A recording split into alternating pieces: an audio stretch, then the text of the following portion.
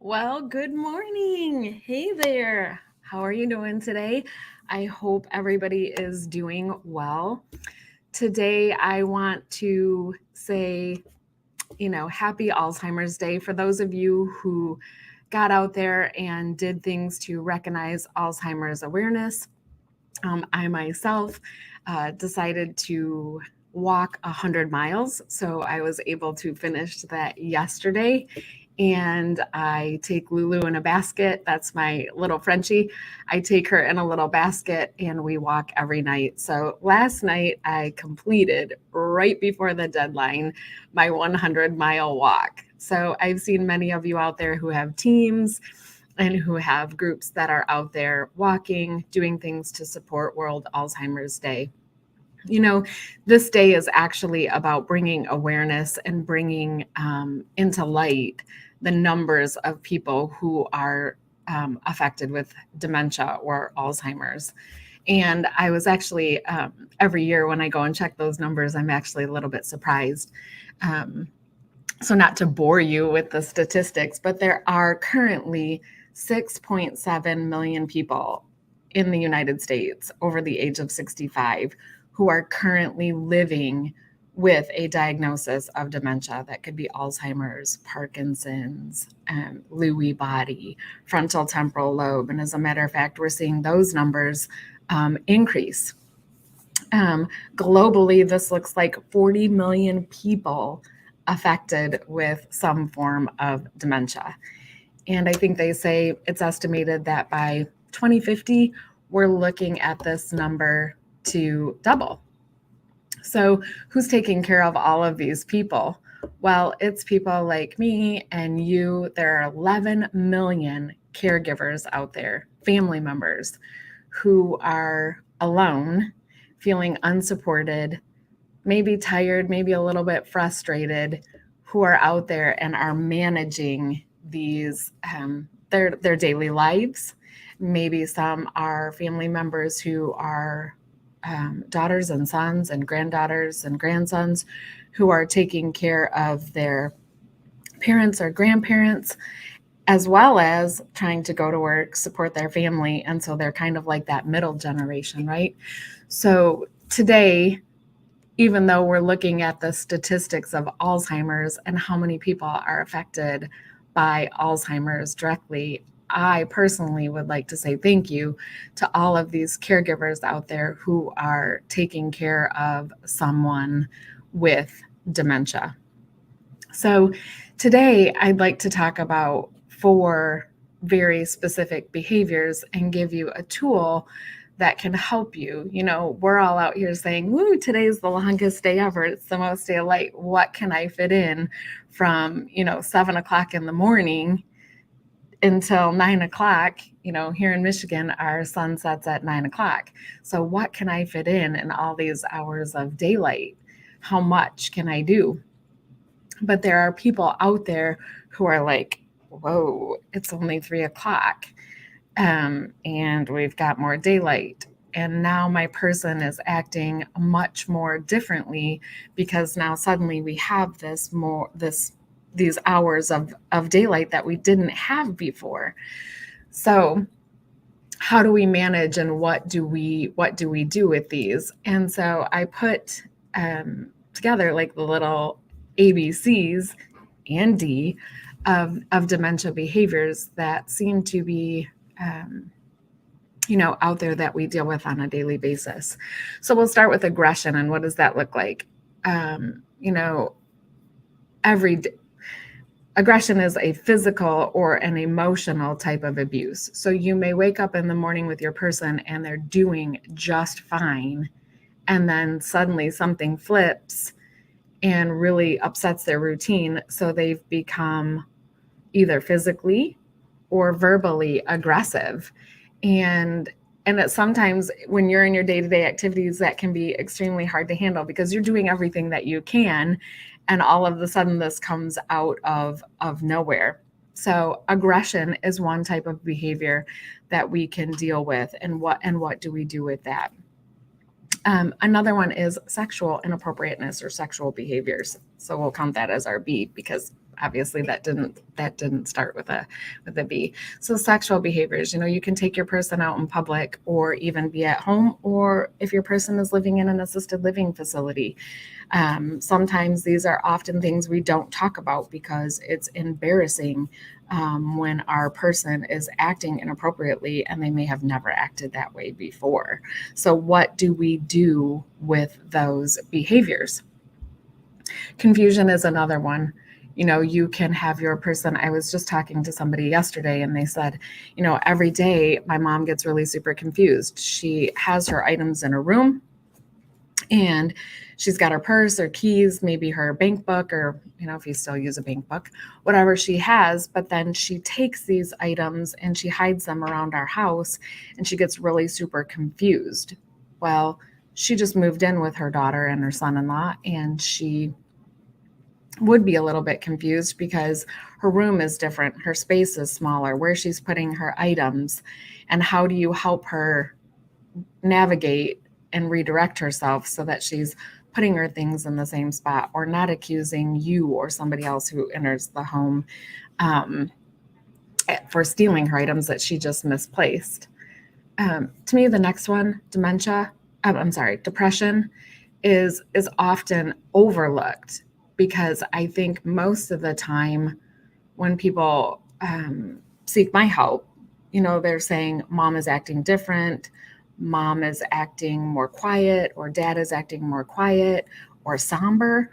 And depression is often overlooked because sometimes it's preclinical.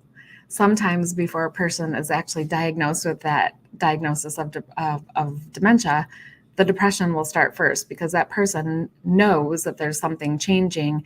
So they often pull away and they shy away and they become quiet and different. And what do we do with that? Especially if we're noticing the changes in our person, they might be forgetting things more, or things just aren't right. They're forgetting to do things that are affecting their activities of daily living. And how do we handle that? I tell families all the time, while I believe in the stages of dementia, because we've got those five stages. I truly believe, my philosophy is that dementia is like a river. You can wake up in the morning and start your day one way and you're standing in the river.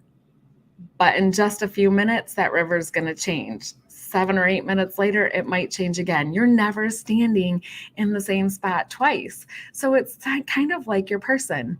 You may wake up and they may be one way. They may be in a great mood. They may be happy and you think things are back to normal.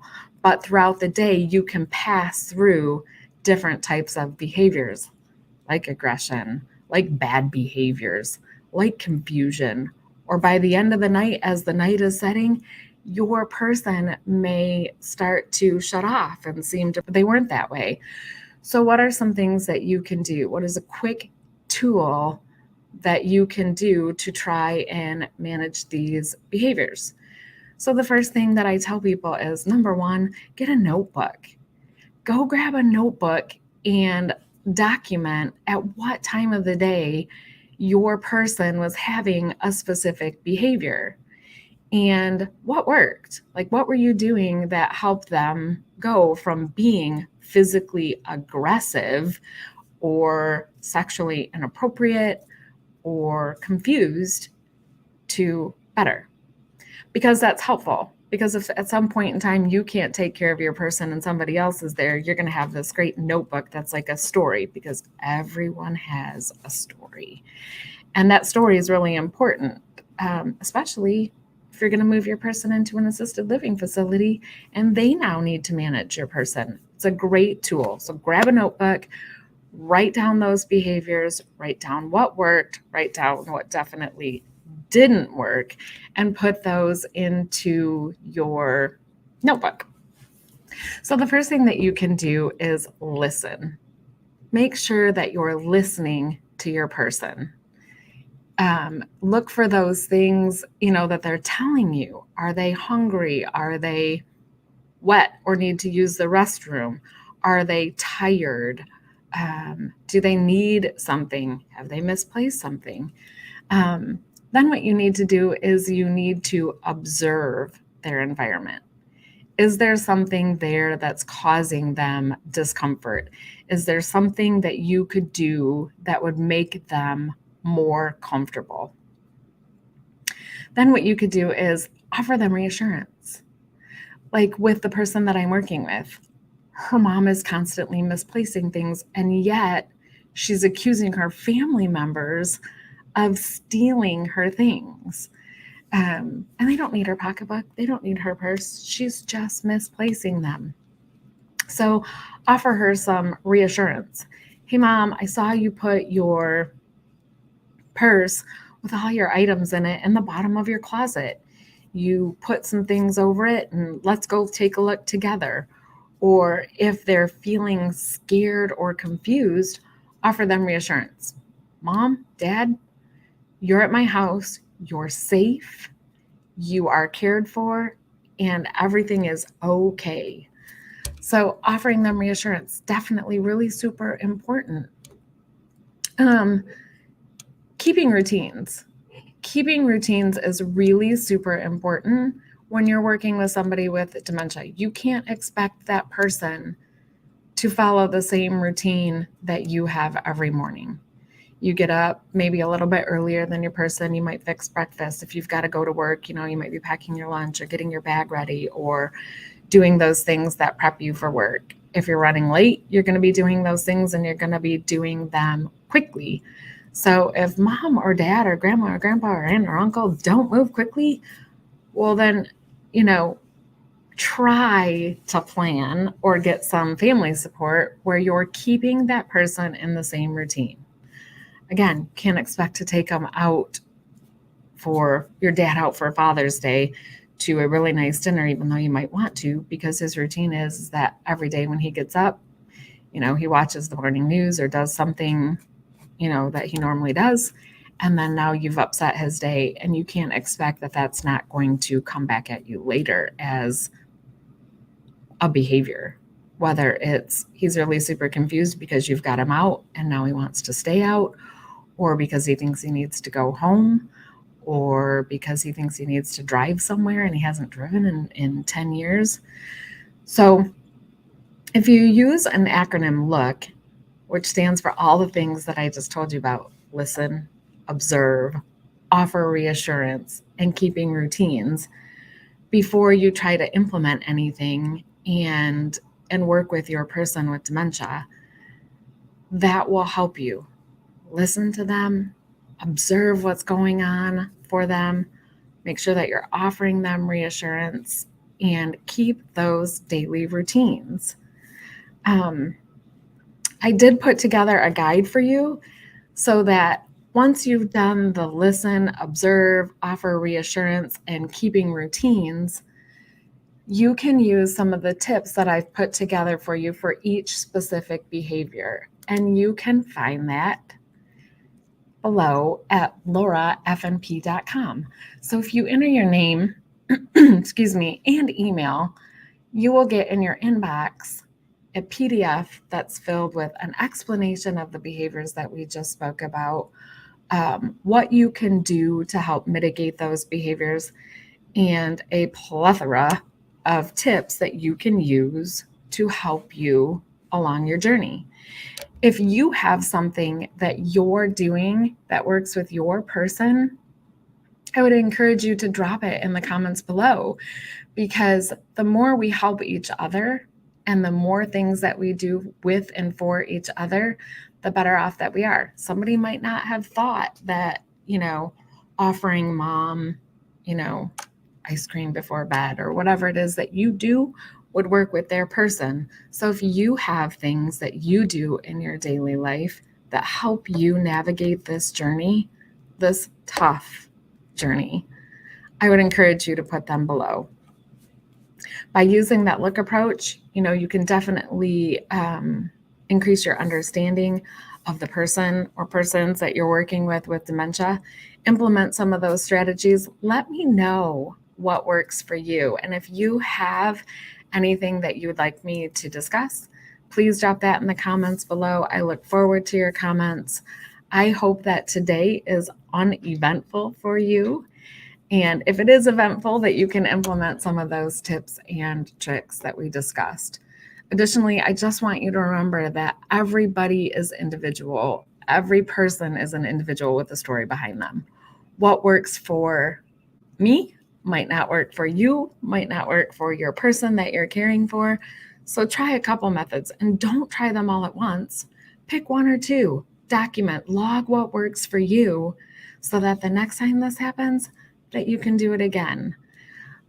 I will be going live again next week. I'll make sure to put that in a post so that you guys know when I'm going live next week. And if you have any questions before then, drop them and I'll make sure to address them before we start our next live next week discussing another behavior. Take care, and I hope you have a great day. Thanks for joining me, and thanks to all you caregivers out there.